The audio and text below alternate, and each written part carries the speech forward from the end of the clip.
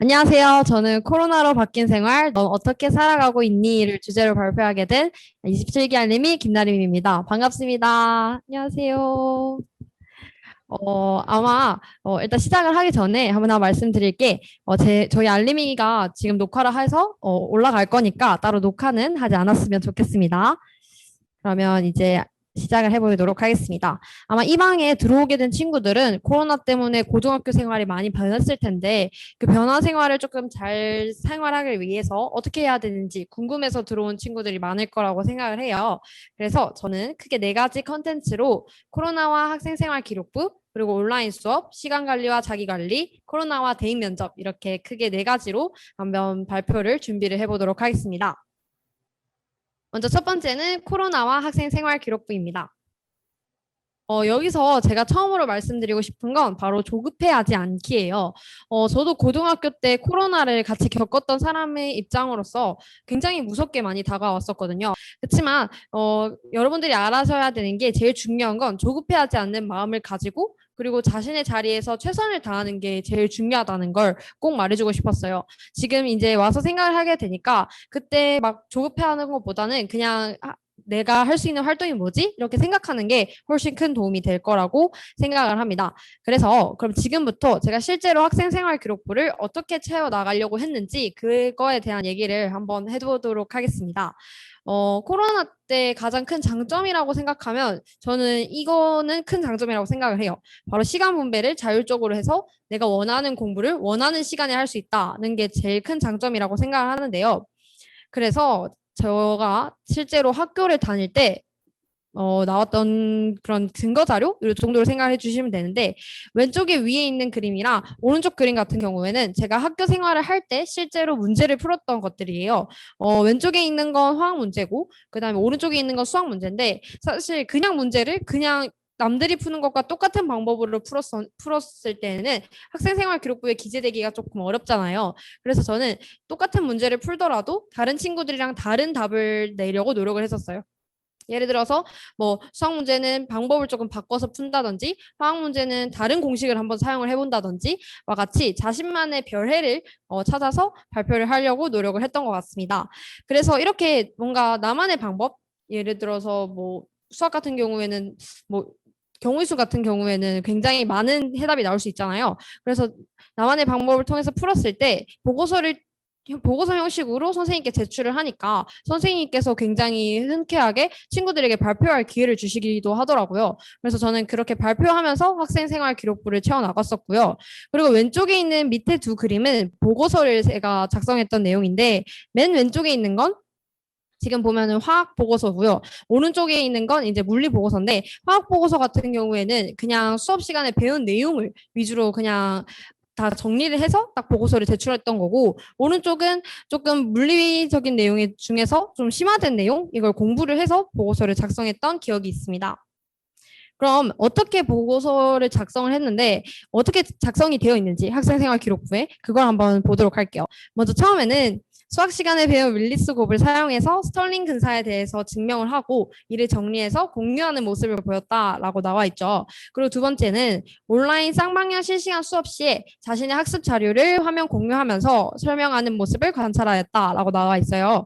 이렇게 저는 학생생활 기록부를 채우기 위해서 수업 시간에 배운 내용이 있으면 그 수업 시간에 배웠던 내용보다 조금 더 심화된 공부를 했고 그 심화된 보고서에 대한 내용을 보고서 형식으로 작성을 했었어요. 그리고 그 보고서를 이제 친구들에게 한번 공유해서 발표하는 거를 하나의 큰 틀로 가지고 학생생활 기록부를 기재하도록 노력을 했던 것 같습니다. 그리고 세 번째는 수업 댓글창에 이를 알려주어서 원활한 원격 수업이 진행되도록 하였다라고 적혀 있죠. 이렇게 어떤 특별한 활동을 하고 그다음에 심화된 내용을 공부해서 보고서를 작성하는 것도 좋은 방법 중에 하나이지만 비대면 수업 시간에 대면 수업일 때처럼 열심히 노력을 해서 선생님께 관심을 표하고 그리고 질문을 한다든지 이런 식으로 수업을 열심히 듣는 것만으로도 학생생활 기록부에 좋게 작성이 가능하다는 것도 알아주셨으면 좋겠습니다. 그리고 맨 마지막이 바로 코로나19 상황을 역이용하는 건데요. 저는 지금 여기 나와 있는 게 역사 시간에 뭐 해서 뭐 어떤 국가적 대책을 주장하였다 이런 식으로 적혀 있지만 사실 코로나19라는 상황을 수학적 면에서도 굉장히 다양하게 바라볼 수 있잖아요. 수학적인 면에서는 뭐 코로나19의 수학적 모델링이라든지 아니면 수학적 모형이 될 수도 있겠고요. 그리고 과학적인 면에서 뭐 생명 쪽으로 바라본다면 뭐 백신에 대한 얘기도 할 수 있겠죠. 이렇게 코로나19라는 상황 자체를 역이용을 해서 내 학생 생활 기록부를 채우려고 노력을 한다면 그것만으로도 좀 다른 친구들과 다르게 큰 메리트를 가지는 학생 생활 기록부가 될 수 있을 거라고 생각을 합니다. 그러면 이제 두 번째로 온라인 수업에 대해서 한번 알아보도록 할게요. 온라인 수업은 사실 마음가짐을 어떻게 잡느냐에 따라서 굉장히 다르게 느껴질 거예요. 마음가짐을 제대로 잡았다면 그 수업이 엄청나게 자신에게 도움이 될 수도 있고 아니냐면은 조금 굉장히 쓸모없는 시간이 될 수도 있겠죠. 그래서 마음가짐을 잡는 게 굉장히 중요한데 저도 고등학교 때를 생각해 보면 이 마음가짐을 잡는 게 진짜 굉장히 어려웠어요. 맨날 유튜브도 있고 그리고 뭐 방에 있으면 침대도 있을 테니까 자꾸 자고 싶고 이렇게 마음가짐을 잘 잡는 게 어려웠는데 여기서 제가 추천드리고 싶은 방법 중에 하나가 수업에 대한 목표를 하나씩 잡는 거예요. 예를 들어서 이번 수업에는 뭐 2개 이상의 질문을 한번 해볼까? 라든지 아니면 뭐 3개 이상의 문제를 만들어 볼까? 라는 약간 하나하나의 큰 목표를 세워서 그 목표를 채워나가려고 수업을 들으면 훨씬 더 집중력 있고 그리고 심화되게 수업을 들을 수 있더라고요.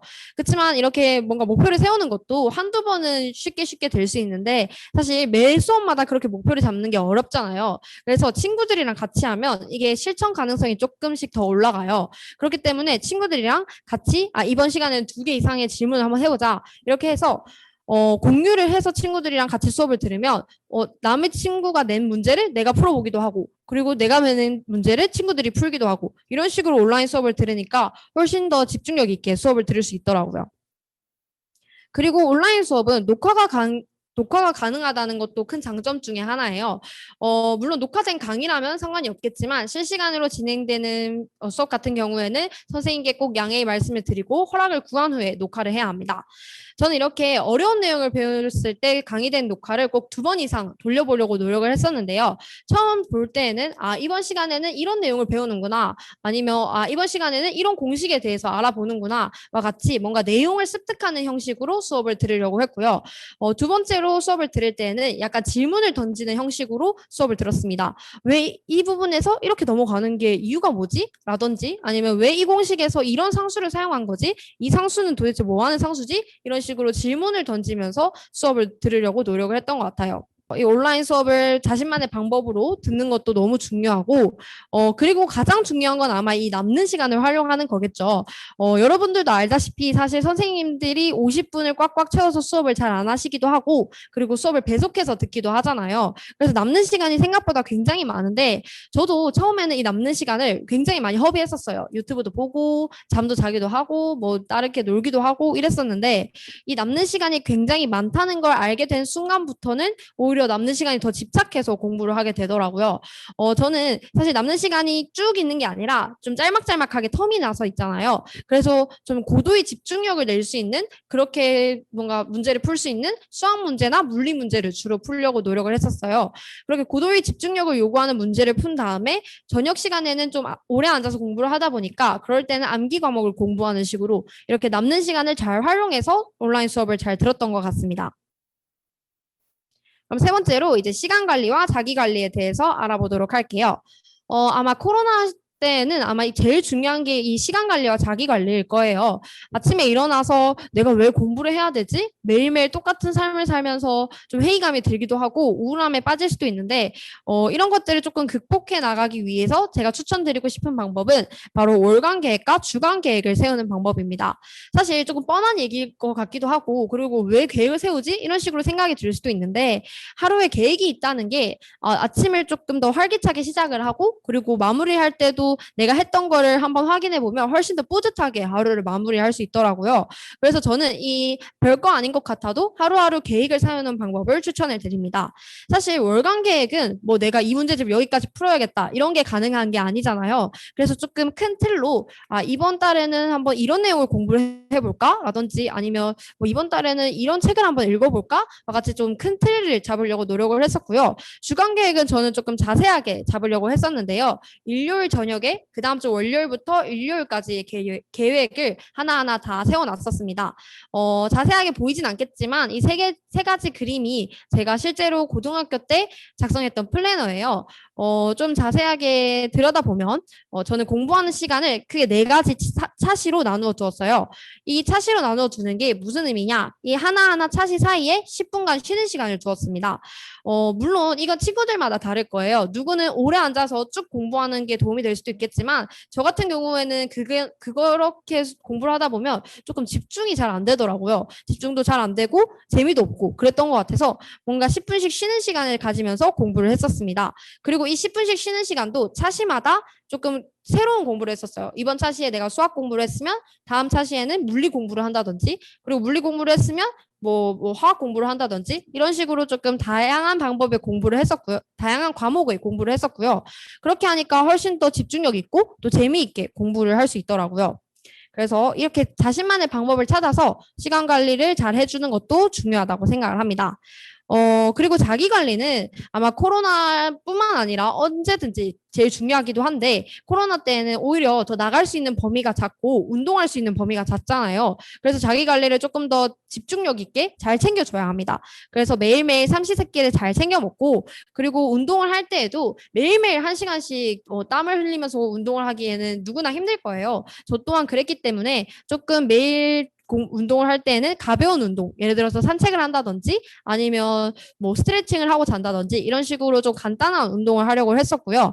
그리고 일주일에 한두 번 정도는 꼭 1시간씩 땀을 내서 운동을 하려고 했었는데 지금 보이는 그림과 같이 홈트레이닝 영상을 참고하니까 또 코로나여서 어디 가지 않더라도 충분히 땀을 내면서 운동을 할 수 있었던 것 같아요.